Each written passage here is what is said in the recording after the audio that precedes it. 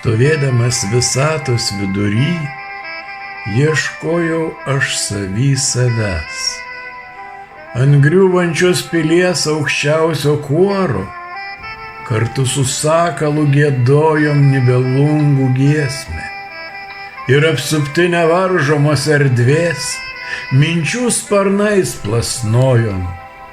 Kvepėjo oras maldomis, skambėjo dangiškomis spalvomis ir ties bekraščių horizontų iš lėto vėrės ateitis.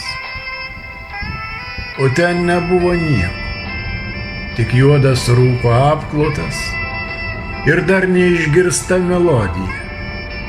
Ir nusmelkė pasąmonę mintis, kad pats nūnai nušvies turi kiekvieną ateities kampelį, gerėti stebuklingais mirksniais ir išdalins save po trupinį, nes savo savęs tikrai jau niekad neprireiks.